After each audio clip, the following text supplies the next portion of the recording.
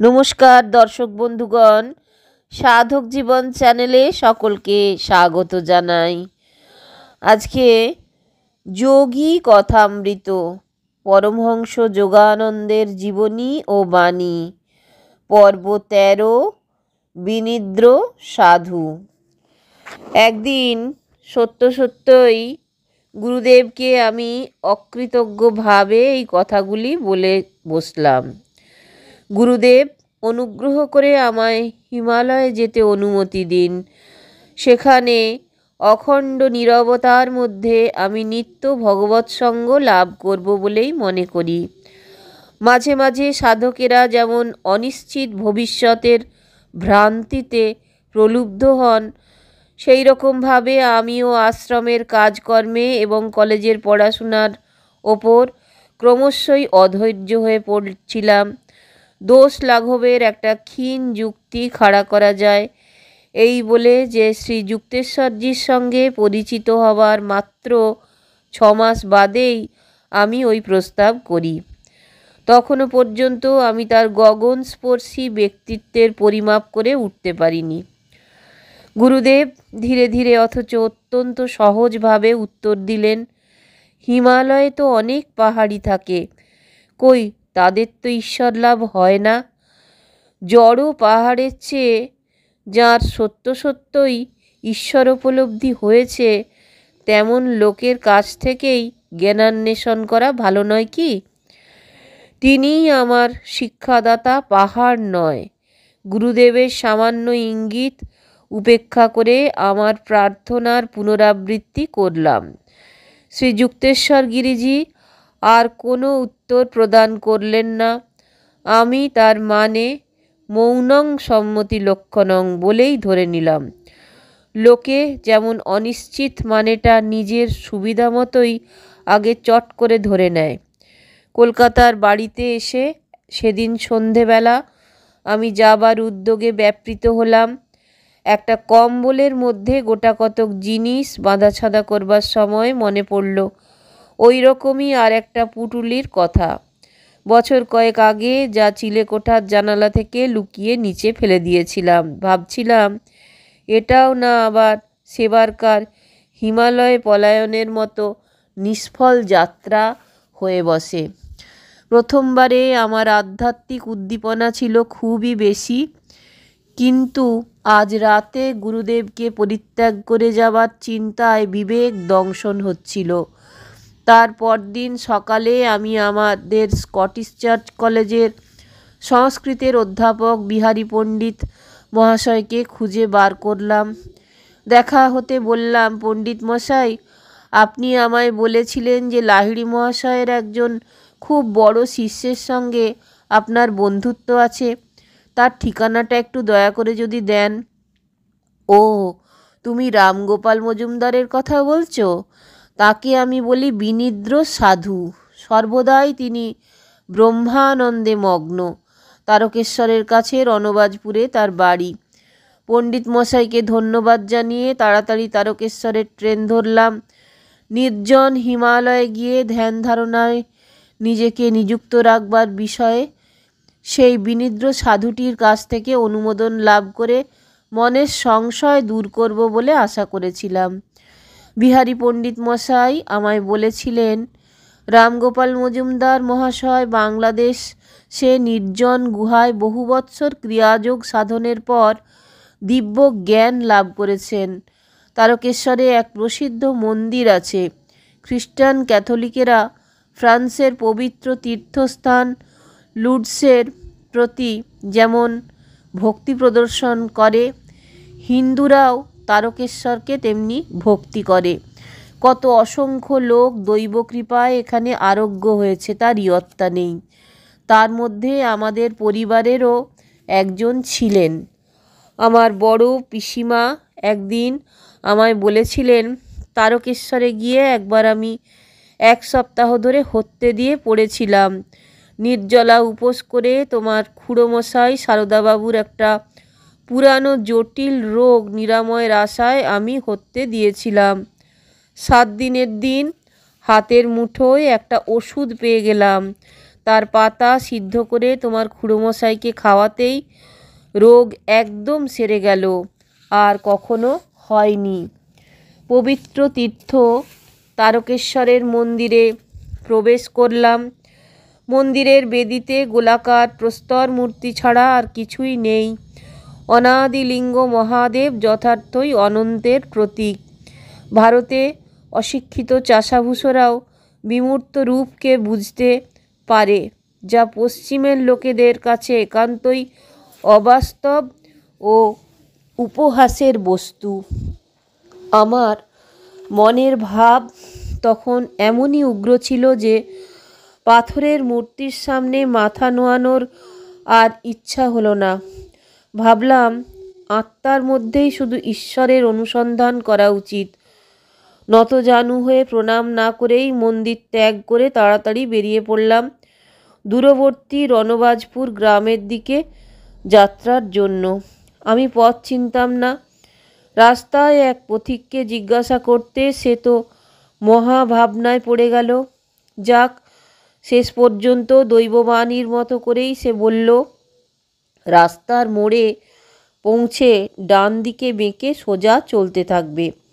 লোকটার কথা মতো যে রাস্তা ধরে চললাম সেটা একটা খালের ধার দিয়ে গেছে। রাত নেমে এলো। গাঁয়ের ধারে বনে জঙ্গলে জোনাকির মেলা, চারধারে শেয়ালের হুক্কাহুয়া। চাঁদের ক্ষীণ আলো কোনোই সাহায্যে এলো না। ঘণ্টা দুই ধরে হোঁচট খেতে খেতে এগোতে লাগলাম।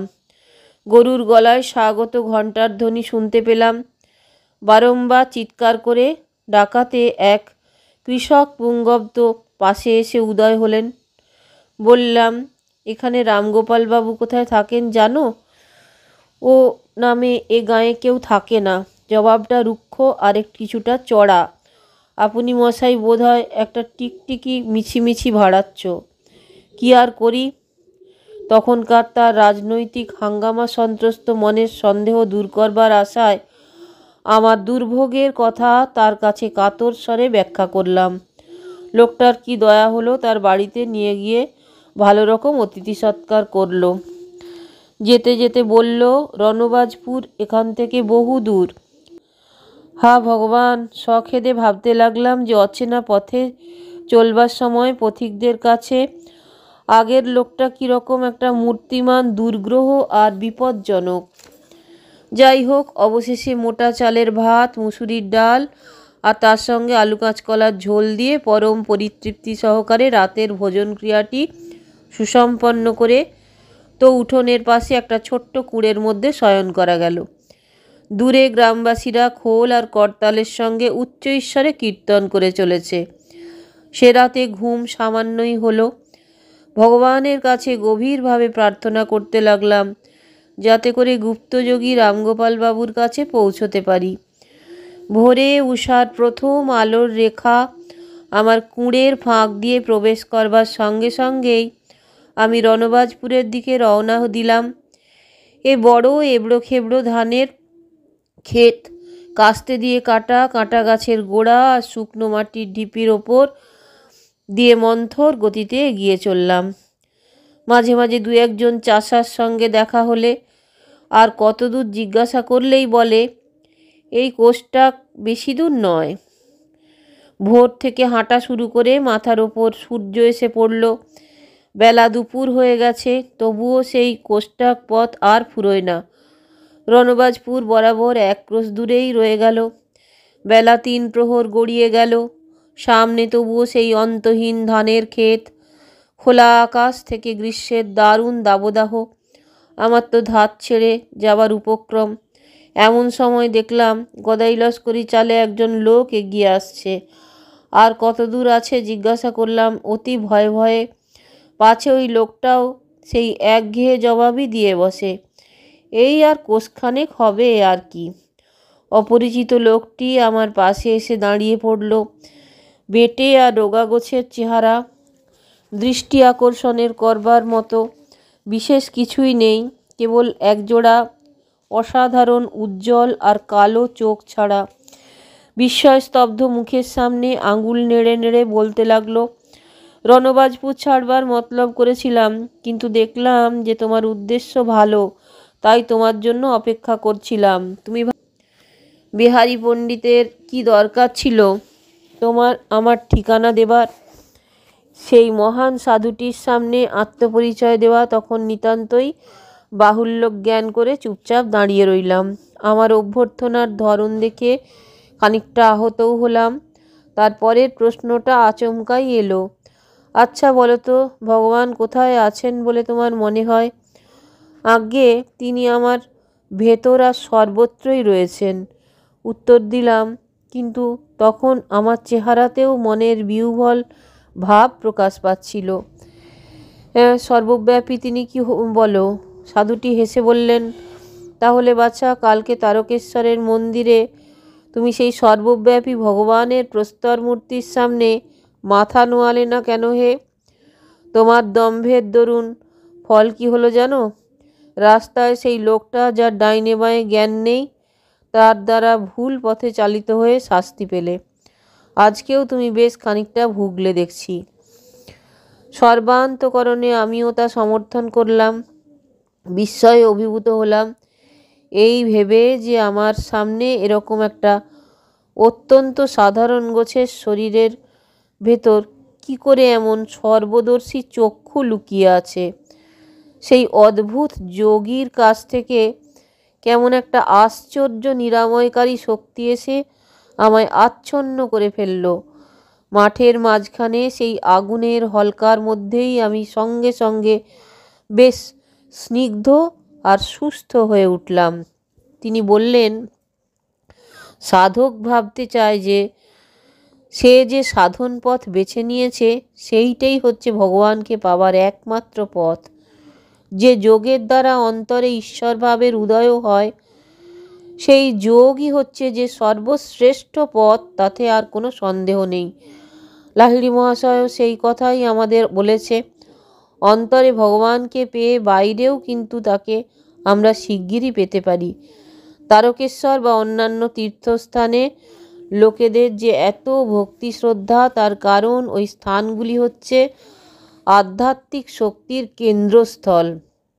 সাধুবরের তিরস্কারের ভঙ্গি তখন আর ছিল না, চক্ষুতে স্নিগ্ধ কোমল দৃষ্টি। সস্নেহে আমার কাঁধ চাপড়ে দিয়ে বললেন, গুরুদেবের কাছ থেকে পালাচ্ছ? আরে, তোমার যা যা প্রয়োজন সবই তো তার আছে, তোমার আর ভাবনা কি? তার কাছেই ফিরে যাও। পর্বত কি কখনো গুরু হয় নাকি? রামগোপাল বাবু ঠিক সেই কথারই পুনরুক্তি করলেন যা শ্রীযুক্তেশ্বর গিরিজি দিন 2 আগে করেছিলেন। রামগোপাল বাবু আমার দিকে একটা রহস্যময় দৃষ্টি নিক্ষেপ করে বলতে লাগলেন, বিশ্ববিধানে এমন কোনো নিয়ম নেই যে গুরুদেব কেবলমাত্র পাহাড় পর্বতেই বাস করতে হবে। ভারত বা তিব্বতের হিমালয়ের সাধুসন্তদের ওপর কোনো একচেটে অধিকার নেই। এ 2 জায়গা ছাড়া ভূভারতে আর কোথাও যে মুনি ঋষিদের পাওয়া যায় না তা নয়। অন্তরের মধ্যে যে জিনিস পাওয়ার জন্যে লোকে অস্থির হয় না, তার জন্যে 4 ধাম ঘুরে বেড়ালেও কোনো কিছুই দর্শন লাভ হয় না।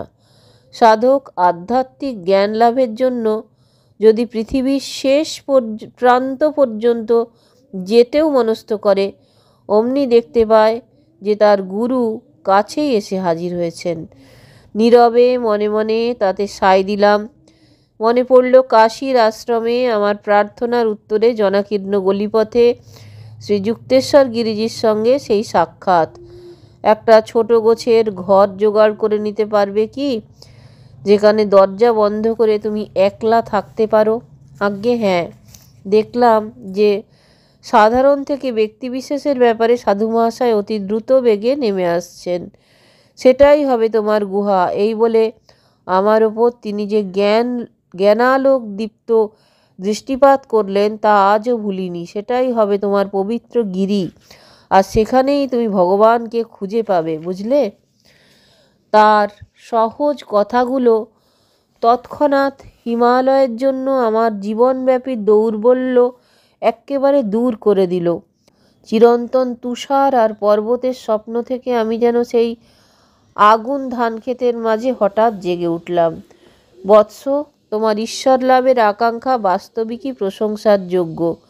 তোমার ওপর আমার প্রগাঢ় স্নেহ জন্মেছে বলে রামগোপালবাবু আমার হাত ধরে কাছেই জঙ্গলের মধ্যে ফাঁকা জায়গায় একটা মনোরম কুটিরের ভেতরে নিয়ে গেলেন।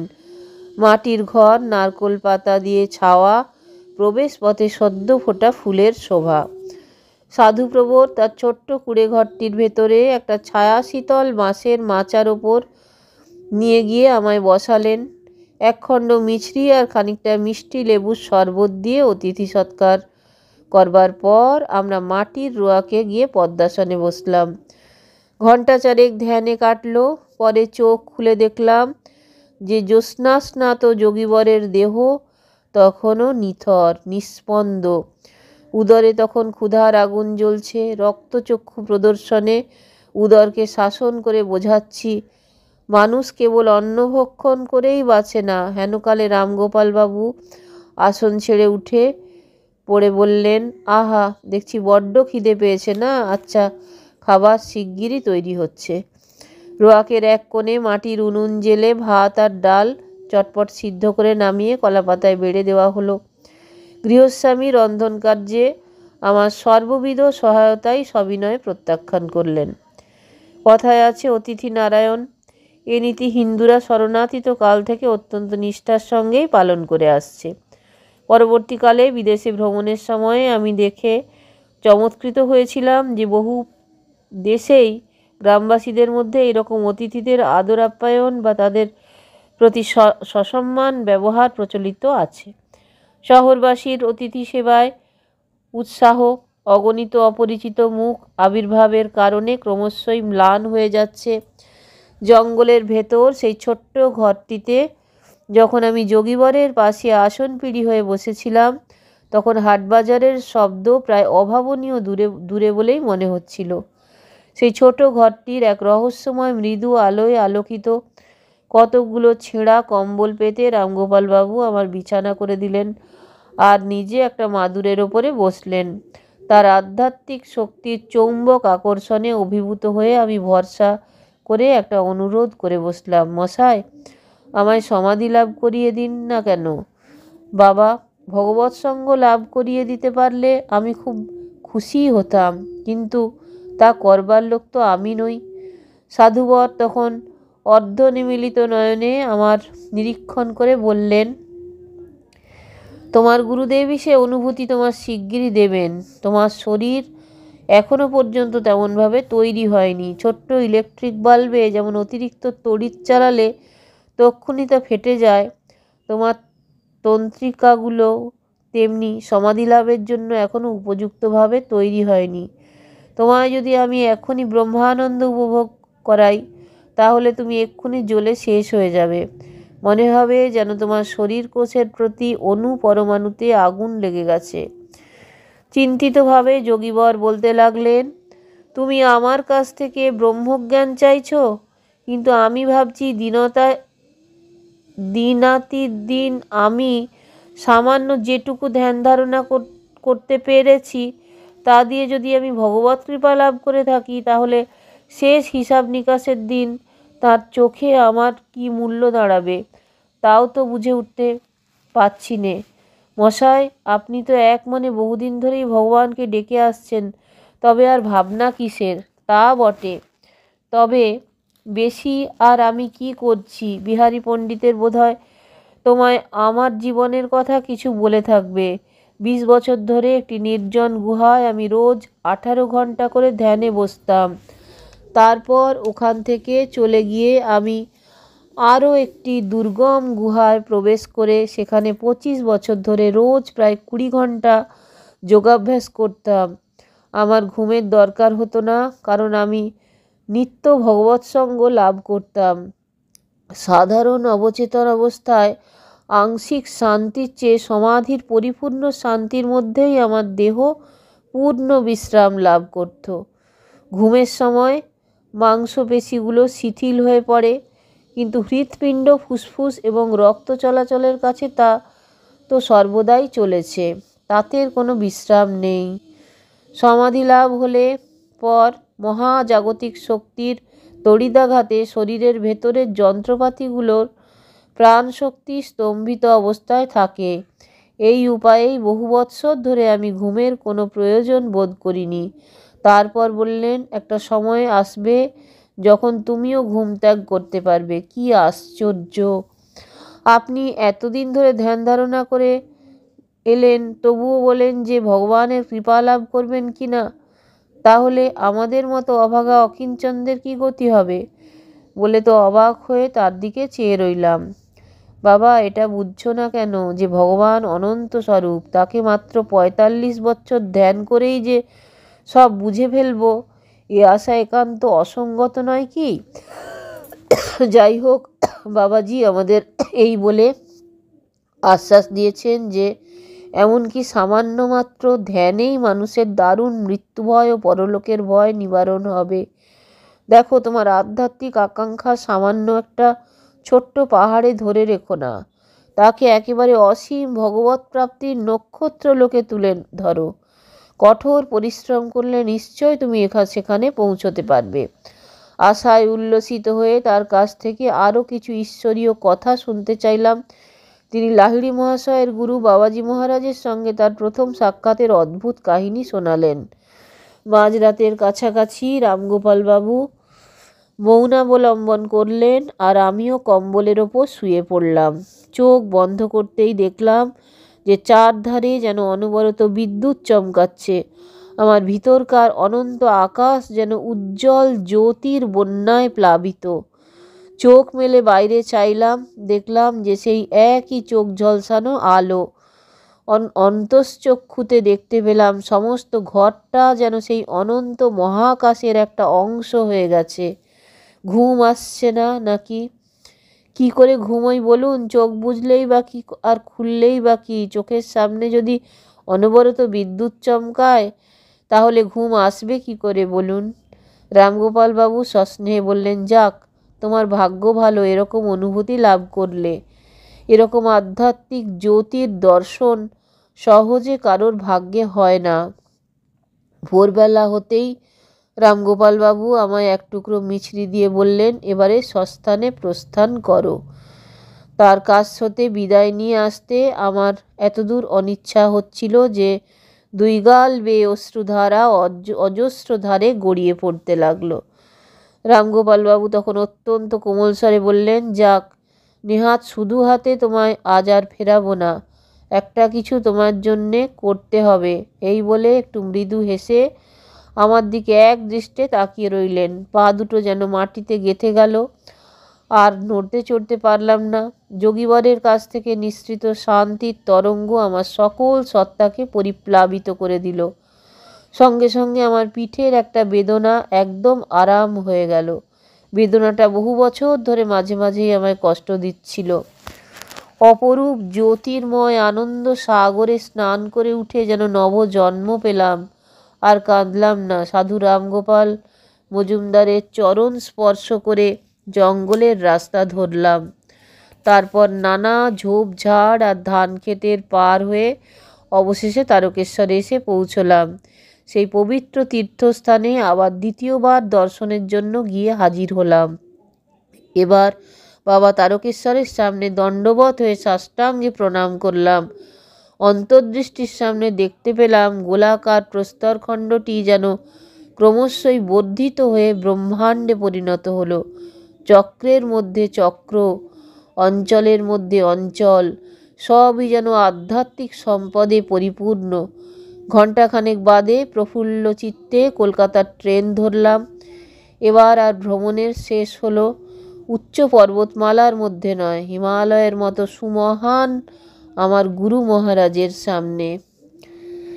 দর্শক বন্ধুগণ, যদি ভালো লাগে তাহলে অবশ্যই চ্যানেলটা একটা লাইক, শেয়ার, সাবস্ক্রাইব করার অনুরোধ রইল। সকলকে অজস্র ধন্যবাদ চ্যানেলে এসে আপনাদের মূল্যবান সময় দেবার জন্য। আবার শীঘ্রই ফিরে আসছি পরবর্তী পর্বে।